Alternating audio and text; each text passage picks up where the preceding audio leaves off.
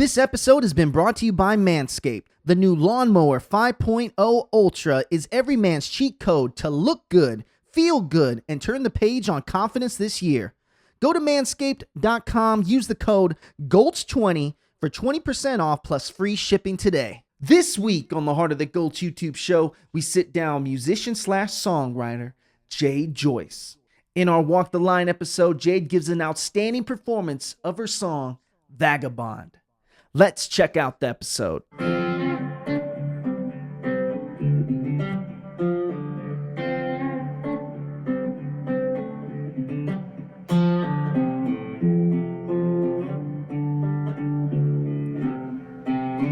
We are in the Heart of the Gulch. I'm your host, Tony Mendoza, and today I'm very excited for my guest because not only have I seen her play live a few times, this is a guest that just has a soulful voice, amazing personality. We got the one and only Jaid Joice in the building.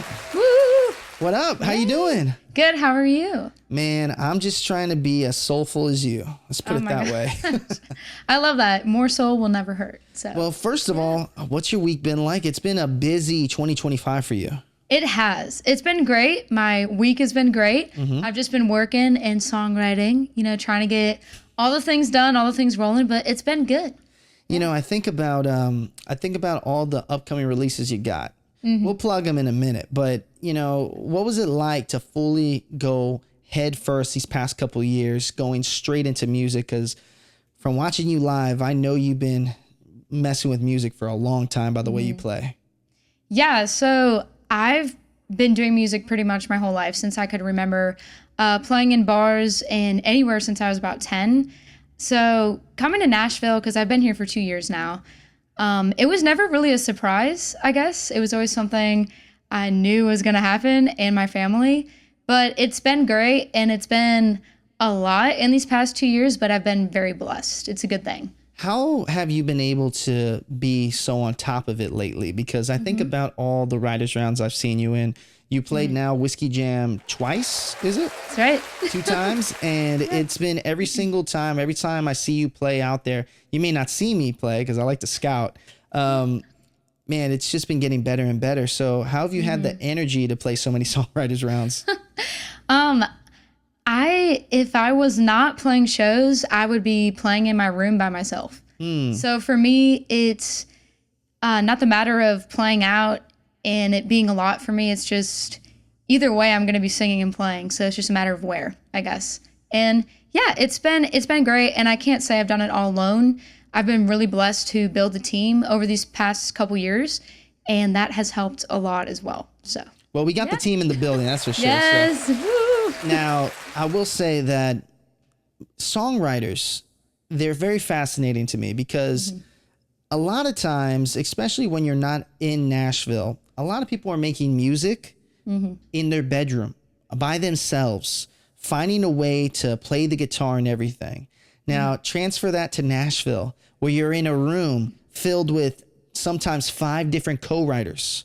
Right. I mean, how different is it for you to be having your initial background of just playing in your room to taking that same energy and bringing it into a room with other creatives? Yeah, it's a crazy process. And I think that's one of the reasons I love it, because it's very adrenaline filling. It's kind of like blind dating, honestly. So or for me personally, I've just written with so many people, and you never know how it's going to go. But I will say, once you find that person or those people or your group, it's a really good thing. It's an amazing experience. And I feel like once you get hooked on that drug, you kind of can't stop. So which one do you prefer? Do you like to be more, secluded by yourself while you write, or do you like to have, a team behind you, or at least working with you? Because I know that walk me into a room of a writing room, right? It's not all writes have to be for you, right? Right. Yeah. So honestly, it's really hard to pick. I would have to say, though, going back to my roots, into the reasons I really do everything, I would say writing by myself. And that's mostly because I will write whenever, if it's for other people, if mostly for myself. And I feel like for me, writing is therapy. So wherever I am in life, writing can just bring me back and keep me keep me stable and maybe keep me kind. So I try to do as much of it as I can. So I would say writing by myself I like more. But I also really love writing with other people. And I think it depends on the song, and it can push you to be more creative and also teach you a lot of things. It's taught me a lot. So which one came first, playing the guitar the way you do or writing songs the way you do? Honestly, writing songs. Really? Yeah. So I had a really good mentor, and I had a guitar teacher, absolutely amazing. It started with guitar lessons, and I started taking guitar lessons when I was about 10. And whenever I went into my first lesson, my guitar teacher was like, do you want to be like Taylor Swift? Do you want to write songs, or do you just want to be a guitar player? And, 10-year-old me, I was like, I want to be Taylor Swift. So he pushed the songwriting a lot. So I would say songwriting for sure. Wow. Because, well, first of all, shout out to that teacher. Yeah. Because if that teacher never told you to think that way, you may have never have touched writing a song, or you probably would have done poetry for sure. But, creating the entire package together, that may have never happened. But the reason why I asked you that question is because, my gosh, when I see you behind a guitar, I think that's when not only your voice, which is soulful and so filled with power, man, when you add your guitar playing skills to it, it really turns into something I haven't seen in Nashville in a long time. So how long have you been playing the guitar? Yeah, so I've been playing since I was that same age, pretty much 9, 10. But thank you so much. I really appreciate that. Yeah, so I've been playing for quite a long time, but I really got more serious into the guitar and started learning electric and all of that really in high school. So when I was about 15, 16. Would you say one's bigger than the other? That you're a better now songwriter / singer versus being a guitarist? Or would you say that at this point your guitar skills are a little bit more advanced than your singing / artistry? Yeah, I would definitely say songwriting is my strong suit. And the reason I say that too is because the guitar playing goes with the songwriting for me. So a lot of my big influences, which are Stevie Ray Vaughan, Jimi Hendrix is a big one. Oh, dude. Come on now. Oh yeah, big Did one. he kill himself, or do you think someone killed him? Oh, I don't know. Yeah, well, wait. I think someone could have been jealous. I don't know. That's what I think. Yeah, no, for real. Now, I'm sorry to bring in. I'm a big conspiracy guy, so the No, it's moment all I hear good. one, I'm like, oh. I want to think that, he wouldn't do it to himself. But yeah, he's a big influence to me, and I think really a lot of the people that have influenced me through guitar, they would adventure throughout guitar and become better at guitar for songwriting. So a lot of it really goes hand in hand. But for me, I wanted to be better at guitar to be more creative. And I feel like once you learn your instrument more, and it's the same as learning your voice, like you learn your voice more, you can become more soulful or just go different ways or levels. So to me, that's the same with guitar. Well, you brought up this, and this is something I was trying to hold back until a little later in the show, but I might as well give it to you now. Okay. All right. So I want you to blindly rank 1 through 5. Okay. I'm going to throw out a name, and I want you to blindly rank where that person means to you. Okay. Because are you a fan of just all types of guitarists out there? Do you look for that type of music? I would say yes. Okay. I am not super deep into the guitar world, and I say that because I have a lot of guitar friends that are so deep in that world. Got it. For me, it's more about, I guess, the songwriting, but I love many guitar players. Okay, so I'm going to throw some out, okay? First one's going to be Santana. Where do they rank 1 through 5? Okay, 1 through 5, just because I know very little of his music, though I think his improvising, insane. I would say for that, this is a tough one. I'm going to say 5, though, because for me personally, yeah, I need to get more into Santana. I say it like that. I don't know. No, well, I'm Hispanic, so that's why I say it that way. All right. Yeah, I say it very white. So that's 5. Well, ZZ Top. Ooh, ZZ Top. Okay. Getting more Southern rock. I love ZZ Top. Billy Gibbons, great guy. He actually goes to the Underdog a lot, which is a local bar here. Have you met him a few times? I haven't. You haven't met him yet? Unreal. I need to meet him. There's so many stories about people meeting is Billy, right? Billy Gibbons. So many people. He's all around Nashville. And you know what? He's always wearing pajama pants. Did you know that? I know that's crazy to say. Oh, well, I love that guy. Where's that? I would say 4. Okay. Yeah, I guess. would say 4. We're kind of going. All right. Well, hey, you gotta leave some room because you don't know where I'm gonna ask next. I have no clue what's next. Okay, so next, believe it or not, is gonna be Bob Marley. Ooh. Okay. That is crazy. That's a really tough one because I love Bob Marley, and I think that he's one of the best songwriters of all time. I think simple melodies, everything. Like if you're having a bad day, listen to Bob Marley. Like he will just. He's great. I would say, and I hope Bob Dylan is not on this list if we're talking about like songwriters. Okay. But I would say 2. Bob Marley is 2. Okay. Yeah. So the reason why I said that is because I hear a lot of your songwriting or your style of writing or the impact that it means to you. I hear that with Bob Marley too. As crazy as that, I'm just trying to paint a picture of how I think your skills are. Okay. So. Yeah. Thank you. I appreciate that. Now, another one I have is, I don't want to just throw it out there like that. You know, we're going to stay with Southern rock. Okay. And I'm going to say Creedence. Ooh, number 1. Really? Oh yeah. CCR, number 1. Really? Why? Yeah. I love CCR. For me, that was one of the first bands I found in high school. I really loved country music, was raised on it my whole life, but whenever I got to high school, I started finding my own music, and they were one of the first bands, and I was like, yeah, this is the stuff. And I just love their melodies are amazing. The feel is great. I think they really do a great job of blues rock. So. Well, then that's not fair because originally you brought up Jimi Hendrix. That was going to be on the list. Are you good with Jimi Hendrix being at 3? Honestly, yeah. Really? With that whole list? Okay. Absolutely. Wow. Yeah, it's crazy, but yes. So basically, the folks that I thought in my head mean something to you. Now, I thought Santana from a standpoint of guitar playing because you don't hear him sing. It's more guitar playing. But anyways, I appreciate you playing that game because that's really fun to see. Now, well, that was really fun. Absolutely. Now, I want to talk a little bit more about what it's been like with you in the studio.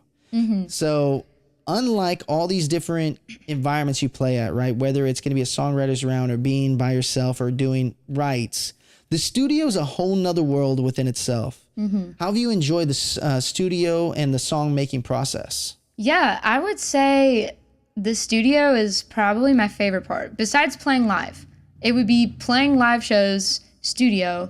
And the reason I say this is because the process that I've had for this upcoming EP, it's been very awesome and very different. We did it old school. So we took a band and we recorded the whole thing live. Wow. So that was really, really fun. I was in the same room as the drummer and we just ran through the song in a couple takes all the songs in a couple takes and just really felt the energy of, producing it like it was a live show. And I think that's something that needs to come back more, especially for more rock and roll. Wow, because that is super important because it's you think when I hear your music, I don't just think of country music at all. I think of Southern rock. I hear the melody. I definitely hear Chris Stapleton in a lot of your music. Stevie Nicks, like when we were coming in here, I hear the songwriter Stevie Nicks. And I love her. So I was in I was there the day that I met you at a songwriters round. I was listening to Grace Lear. I was listening to Shantea, and I was listening to Tatum Scott. And you were right in the middle, right after Grace Lear. And as I'm at this songwriters round, you hear so many people every single day, and you don't get a lot of me stepping out and asking who that person is. And this was the first time I got to hear your music. And Shantea is an absolute rock star when it comes to, and all of the girls are. I've had all on the show. But when it comes to my type of music, Shantea was up there until I listened to you. And then when I heard you just do your thing, so unapologetically you up there, it actually resonated with most of the crowd. And I noticed, and I looked at the crowd, and the crowd was, every time you played on that stage with those ladies around, they actually stopped and listened to you. And that is saying every single thing that, as a person who just has their ears up and does the show, it was inspiring. So have people told you that before when you come off stage? I am very, very flattered. That is very, very nice of you. I have definitely had people come up and say that, but I try really hard to, to kind of stay humble, though, I'm not big or anything like that. Hopefully one day, fingers crossed. But for me, it's hard because whenever I'm on stage, and I've said this a couple times, I really close my eyes and I don't open them. It's been a little bit of an issue, but I close my eyes because for me, it's just, I'm really into my music and I love nothing more than singing my songs to other people. But it's hard for me to notice, I guess, what the reaction is myself, because I'm just really feeling the music when I'm up there. It's kind of a zone thing, I guess some people might say.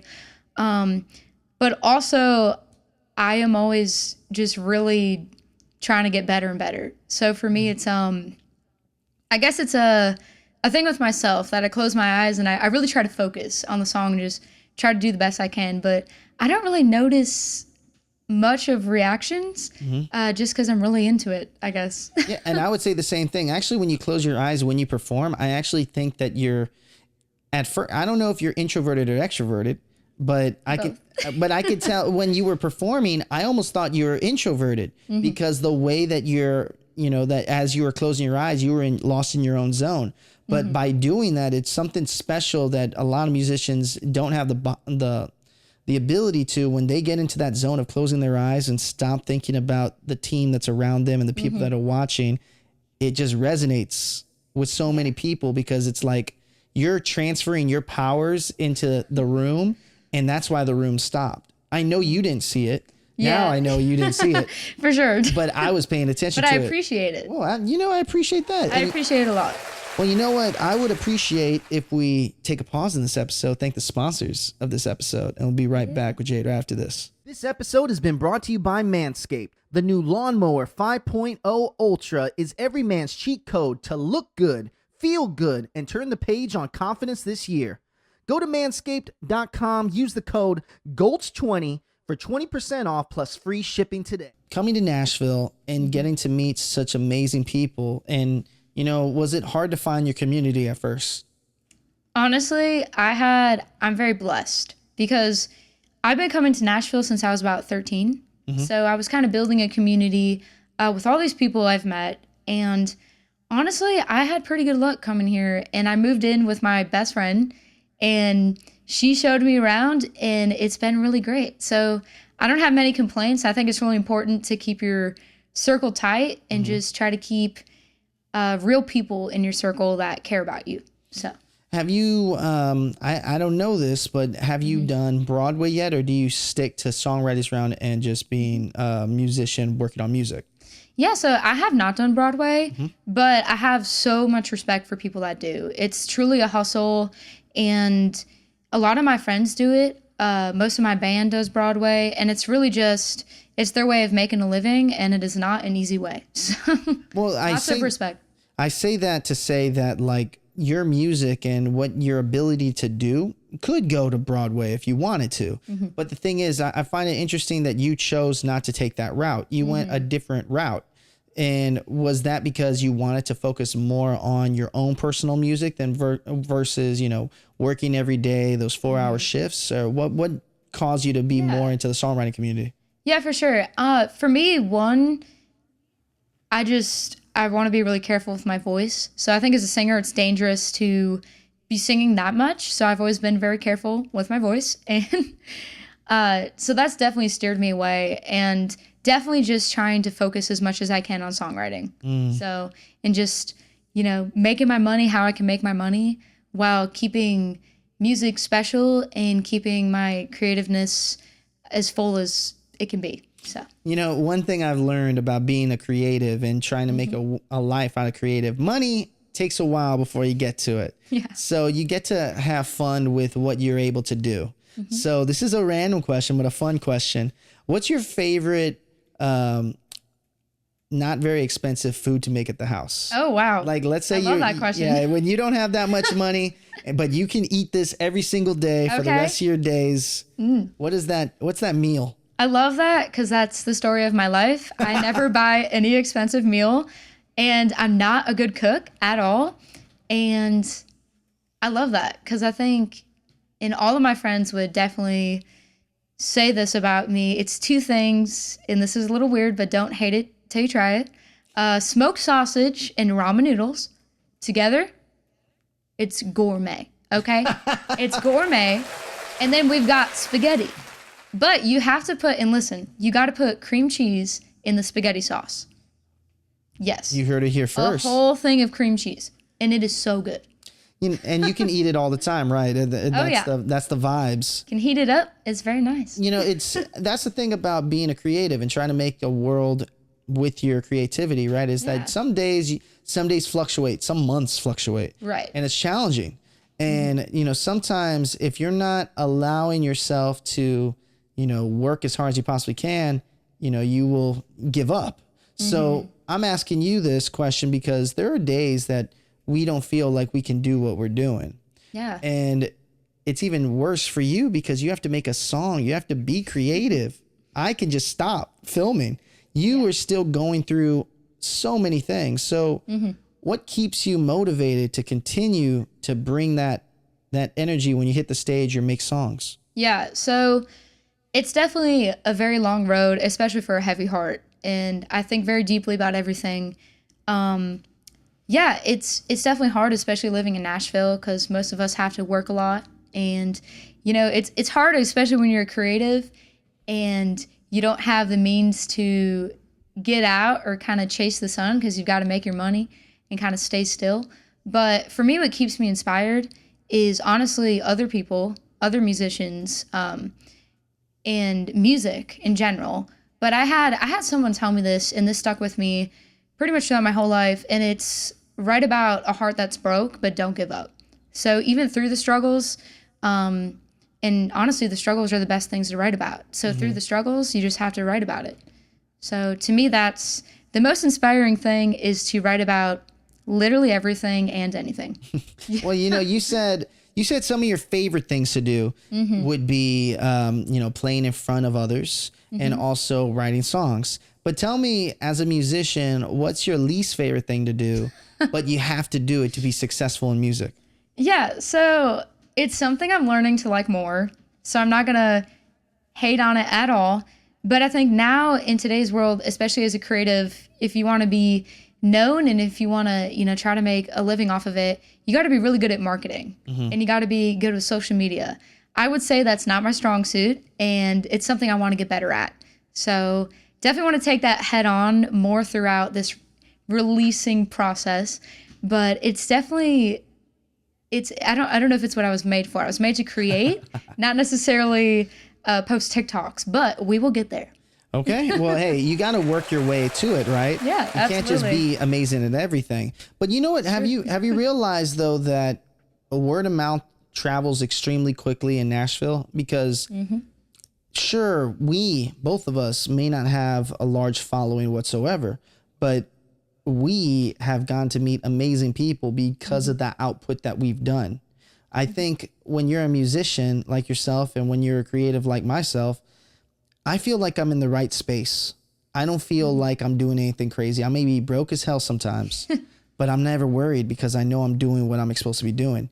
Absolutely. Do you feel the exact same way, where you may not be too worried about where the money's at, but you know that you're in the right place? Absolutely. I've never doubted it a single time in my life, honestly.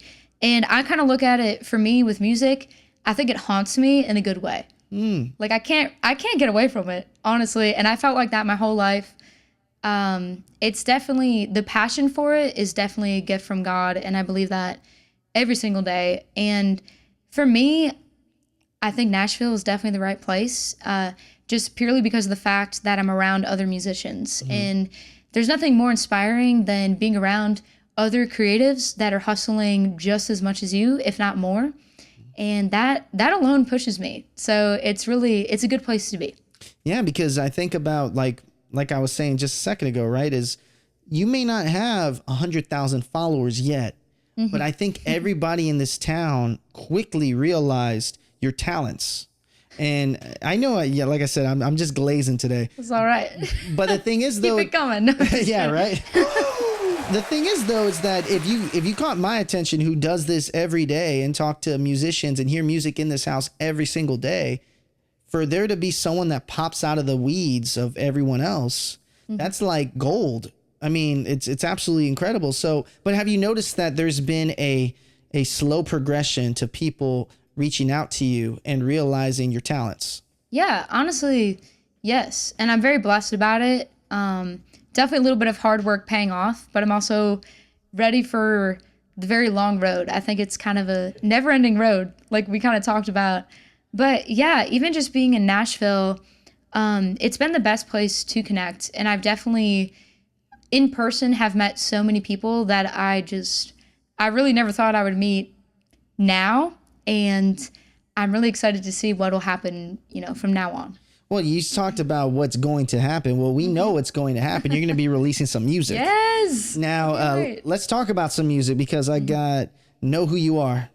Yes. So talk to me about that song. Yeah. So that song that's a handful and a half. I love that song. I wrote it, I think a year ago now, maybe even a little bit more. And I actually wrote it when I first moved to Nashville. And I actually wrote it about that question, who are you? And that's an experience I've had even to this day. I think it's maybe something creatives will always get, especially artists, is who are you? People want to know who you are, where you're going to fit in the box. And I was never really good at that. So a lot of times I wouldn't have an answer. I still don't really have an answer. I know who I'm not. I think that's really important, is to first know who you're not. And I'm definitely getting there.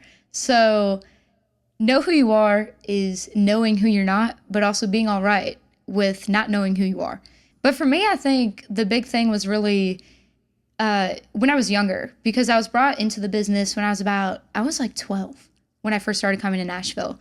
So that was a big thing. And I think the biggest image a lot of people put on me was being the next Taylor Swift, because that's a big thing. It's always been a big thing. If you're young and you're a girl and you're singing country music, it's, she's going to be the next Taylor Swift, which is, I love Taylor Swift. She's freaking amazing. But I quickly learned that was who I was not.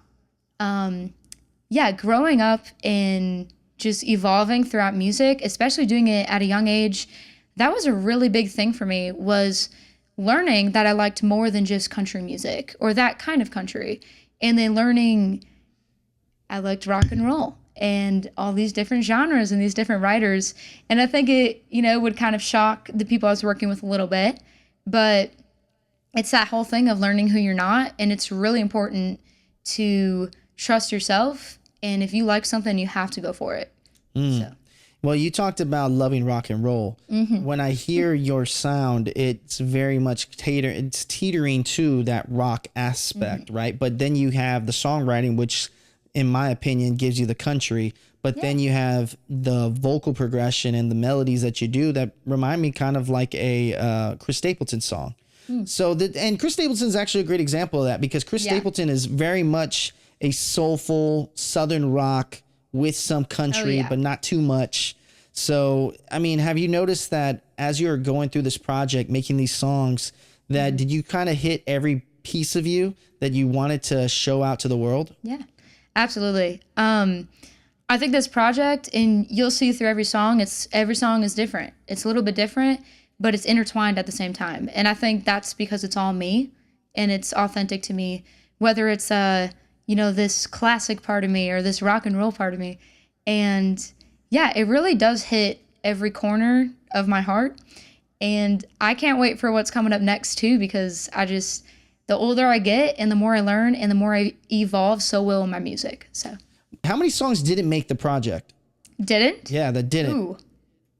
So it's funny because I got 2 in the chamber after this project. As you should. I wasn't supposed to say that. I don't care. Well, we're not saying any names. No names. No names. Yeah, no names to the songs. But I mean, geez, I feel like I could do 3 more projects after this. Maybe not 3. Probably like 2. But definitely a lot in the chamber. I would say I have a good solid 5 to 7 songs that I've already written. I'm just like, dang, I love these. And I think that's all right too, because it's fun to get in front of the microphone as much as I can and kind of see how people might react to it or, whatever. But for me, it's definitely intentional to be careful with it all. But also it's kind of nice to prepare the next project and try to outwrite it even. So Yeah, it's weird because it kind of also just happened that way. So not a particular rhyme or reason, but just being careful. So You know what I realize is that the biggest artists are the people that aren't trying to find it. They're not trying to find their spot in line, right? They're not trying to find their audience. It just happens because people are just so intrigued. It's almost like that Johnny Depp thing.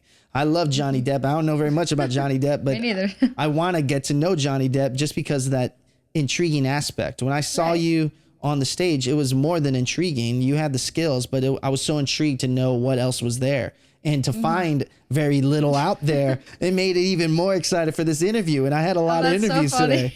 And I want you to talk to the musician that's right here watching this, that is putting out music or being intentionally picky and haven't released anything yet. What piece of advice could you tell them? Because you did that, and now you're going to start putting out music. What piece of advice could you give them?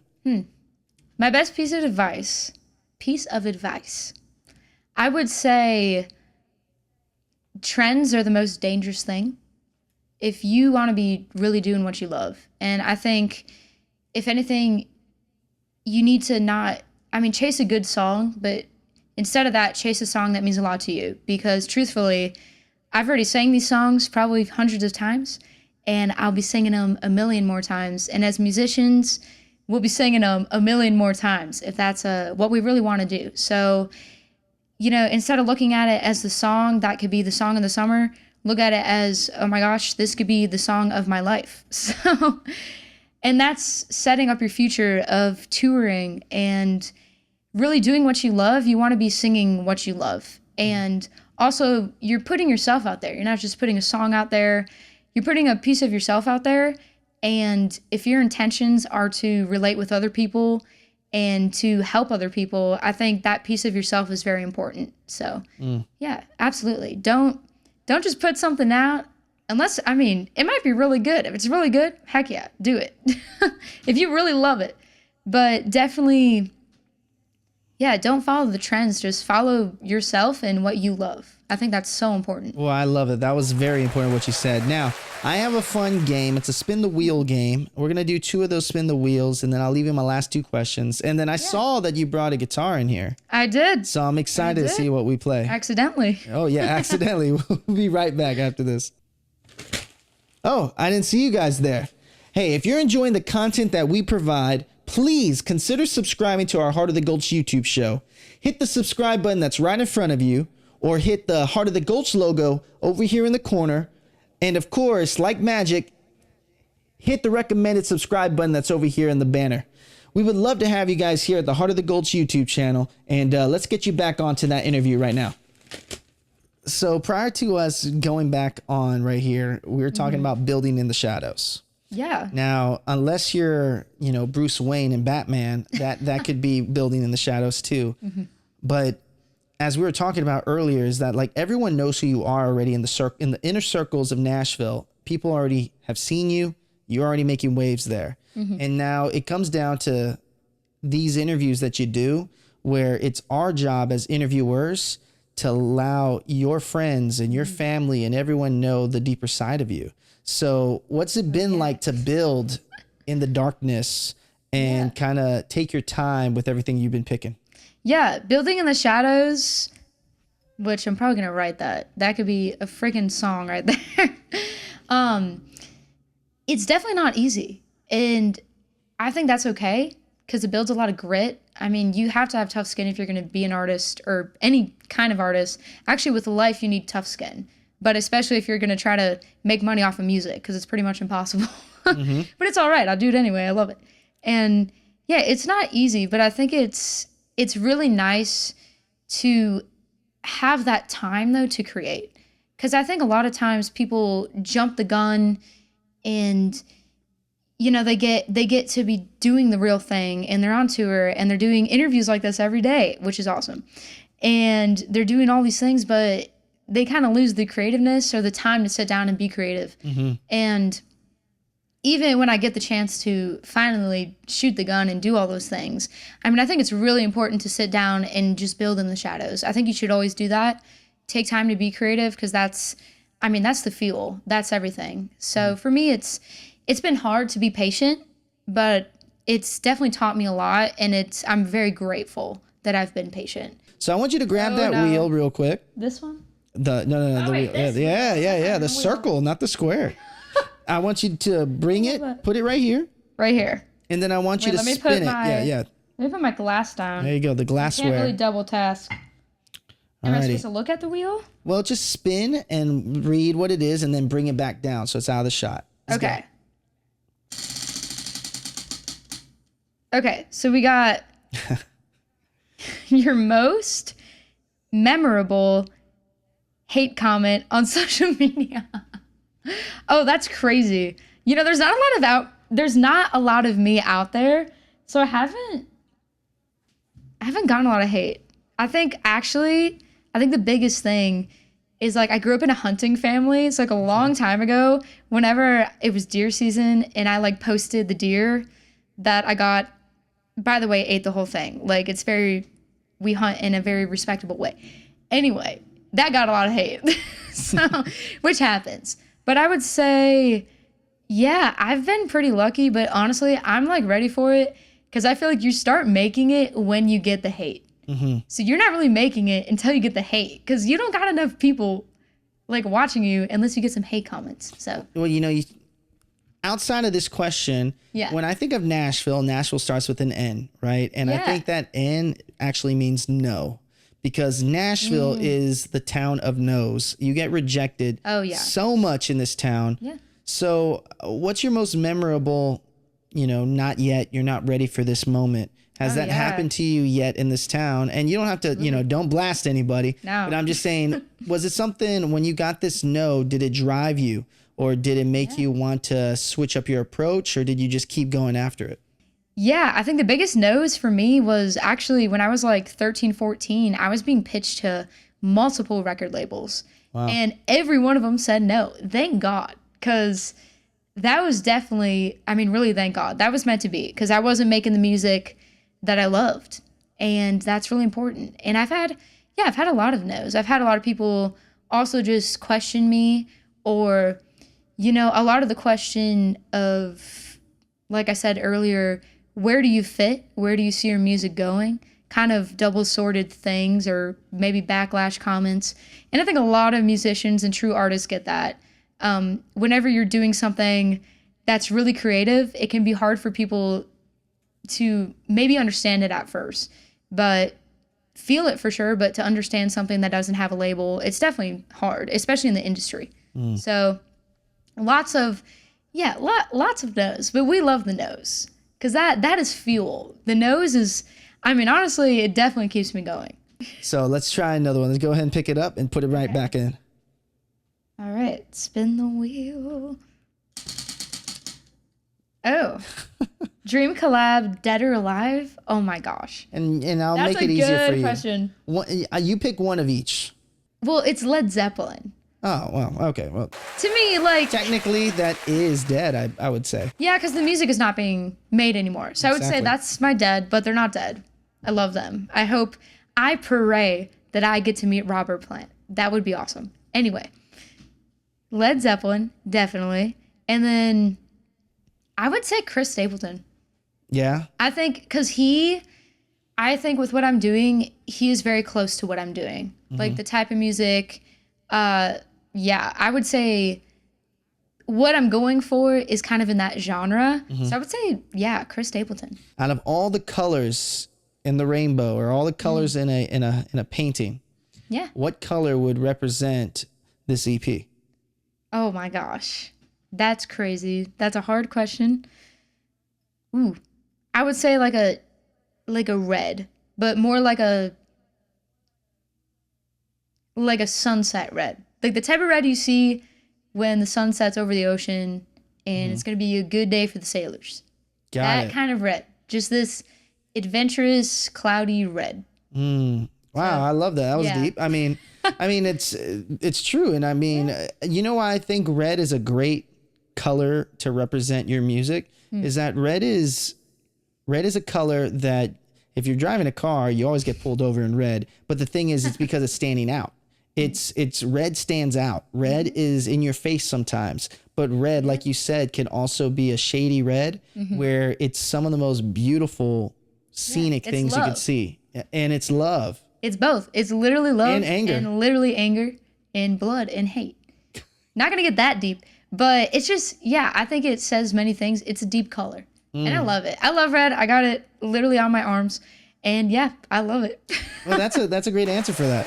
All right. Well, then my last two questions on the show. Okay. Yeah. The first question goes back to the deeper things, but it's imposter syndrome. These people know I ask it every single time. So in the back of your mind, I think we all have that little voice in the back of your head saying you can't do something. Yeah. You're not ready for this moment. Your music isn't good enough to be in DSPs. You're not as good as the person on stage. But you found, your foot, putting one foot in front of the other, and you kept on going. There's a person watching this right now that imposter syndrome is getting to them where they don't want to take the next step. They don't want to start a business. They don't want to get into music because they're scared of the unknown. Yeah. What pieces of advice could you give that person that's watching this? But also, what are tricks and tips that you use in your life that imposter syndrome isn't fully getting to you and you can put one foot in front of the other? Yeah. So I'll first go with the advice. And this is not going to be good advice because I definitely deal with this. And I think every artist, every creative definitely deals with this, especially in a very competitive business. But my best advice would be to go home. Go home or go back to where you started. Whether it's home, whether it's the first album that ever made you love music, whether it's the first painting you ever painted, it's just you have to go back to the beginning and to remember what made you love it. And the true reason you're doing it is for yourself. I mean, we do this because we love music and it speaks to us. It's our breath, like it's what we breathe. And that's why we're doing it. It's not to be compared. It's not to be better than somebody else. It's to be the best versions of ourselves. But that's really hard to remember. So I think for me, I go home a lot. I try to go home as much as I can because that's me. That's where I'm from. And it's the people I'm from. And I try to do that. But another big thing for me, and this is definitely a personal thing, is just faith. I'm very faithful. I am a Christian. And for me, it's very important to fall into this process, or I guess this schedule and consistency of sitting with the good book and just bringing myself back to my faith and knowing that there's something bigger that can help me throughout all of that, and that I'm meant to be following that plan and it's not mine. And I think that goes for whatever you believe in, is to just believe that there's something bigger, and then there's not going to be as much pressure on yourself because there's a plan out there for you. And the imposter syndrome, it's something that's in your head, and it's negative, and it's, in my opinion, it can be the devil. So just try to look for that good, and have as much faith as you can. Absolutely. I love that answer. So, my last question on the show, and real quick, I'm just curious to know, when are you most nervous? Ooh, when am I most nervous? Yeah. That's a tough question. I think it's 2 times of the day or of whatever I'm doing. I'm definitely most nervous right before I get on stage. That's never gone away from me. And I think someone told me it's upside down excitement, and I think that's crazy, but I guess it's true. I think it's true. I definitely get nervous before getting on stage, and I just care a lot about it.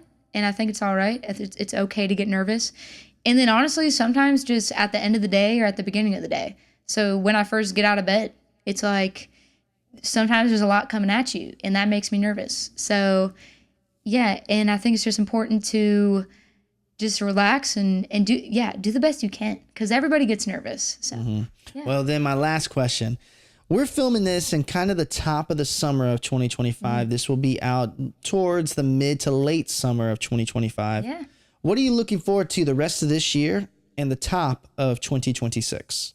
Ooh, it's a good question. I'm definitely looking forward to playing more shows. I'm planning on going up to Wisconsin. That's where I'm originally from. And just seeing family, playing shows up there, doing a tour up there. Definitely looking forward to getting the music out. I think that's the biggest thing for me is to finally portray what I am, who I am, and the music that represents me and the style I'm going for. So it's the first time I'm really doing it, and I'm really excited about that. So I would say that's the biggest thing, and that's what I'm focusing on the most, is just getting that persona made that is going to be shown to hopefully the world. So Well, yeah, there's nothing more important than that foundation. And it makes me so happy to know that you and your team have been building this foundation that you're going to let out to the world in the shadows.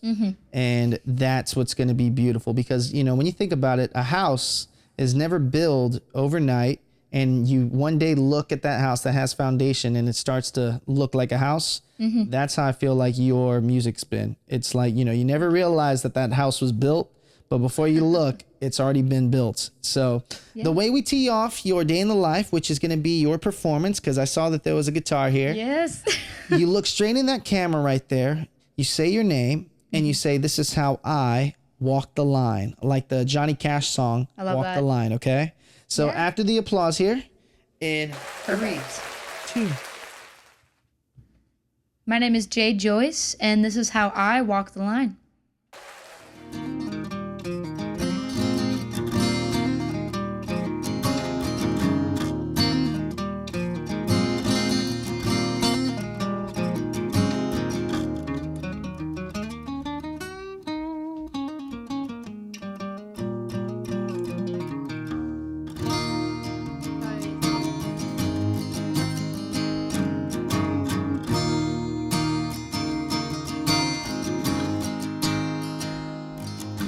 Smoke in the mirror, I'm surrounded. The reflection of the stranger in my life. Looked in other faces and I found it. Redemption, but my soul the only prize. And I look to the heavens for righteous direction, try to save my complexion, but I'm already faded. Oh, I've been running, all my life.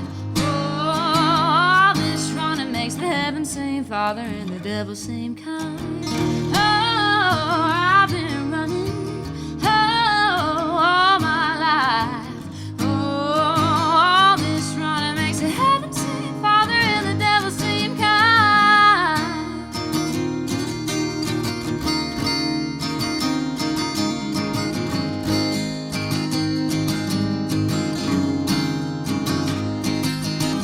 People in a blur while I pass on. Well, they knew me as a girl, now vagabond. But leather on my back, you chrome on the steel, right into the sun until I find something to feel. Nowhere to land, nowhere to be. I'm gliding through South Texas with the dust under my wings, Lord. Oh, I've been running, all my life. Oh, all this running makes the heavens seem farther and the devil seem kind. Oh, I've been running, all my life. Oh, all this running makes the heavens seem farther and the devil seem kind.